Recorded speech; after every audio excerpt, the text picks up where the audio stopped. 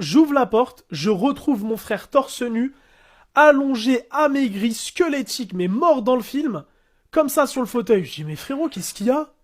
Il me dit quoi? Il me dit, gros, les darons ils sont partis, y a pas à manger, y a pas d'argent. Je dis, oh mais je dis, moi je suis à moins 1008, c'est pas moi qui vais t'aider, hein. Faut trouver une solution au plus vite. Eh non mais Samy, s'il te C'est pas plaît, le grand frère qui sérieusement. va aider, hein. S'il te C'est pas plaît. lui qui va t'aider, hein. Et écoute, et comment ça s'appelle? Et là je lui dis, bon, on fait quoi? Il me dit, gros, j'ai une idée, mais je te mens pas, c'est risqué. Je dis, bah là, de toute façon, au point où on en est, c'est, tu sais, c'est all-in, quoi, rien à foutre. Il me dit, ouais, il y a le Lidl d'à côté, y a pas un agent de sécurité. Il a dit, il y a le Lidl d'à côté, il y a pas d'agent de sécurité. Je dis, ah ouais, donc on est sur ce genre de truc. Je dis, on a dépassé la vingtaine, on est sur ce genre de truc. Mais je lui ai dit, vas-y, Franco, je suis partant, y a pas de galère. Et comment ça s'appelle? Je te jure, écoute bien, hein. Euh, on va, on va à deux, enfin non, on va à trois du coup, parce qu'il y avait un pote à lui. On l'appelle Wahrani. On lui dit, vas-y, viens, s'il te plaît, on va faire les courses. Il dit, vas-y, y a pas de souci, je finis une clope et j'arrive. Il vient, on toque chez Recta. Bref, on va chez Ouais. mon voisin. Il a dit, ok, les gars, j'arrive tout de suite. Il sort sa voiture. On va devant le Lidl. Lui il se pose un peu plus loin pour nous réceptionner. On rentre dans le Lidl, les gars, sur la tête de ma mère. Quand je vous dis qu'on a récupéré au moins, on a jeté dans les sacs 500 euros de courses sur la tête des gosses qu'on avait à manger pour octobre 2031. On avait course infinie. Non mais Samy, on jetait les boîtes de thon. Je prenais des piles de canettes, je les jetais comme ça. On se jetait des packs de riz. On prenait du gel douche, du dentifrice. Tout ce qu'il nous fallait, on le prenait.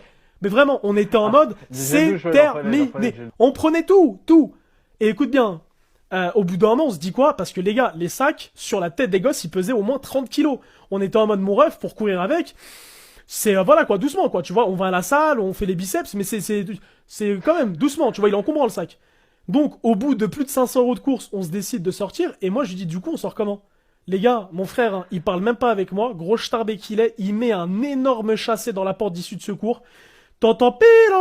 Je dis, oh là là là là là là. Écoute, on commence à cavaler d'or avec les sacs comme ça, comme des oufs, hein. À trois, les sacs, ils étaient tellement lourds et la situation, elle était tellement baisée qu'on était en train de casser une barre.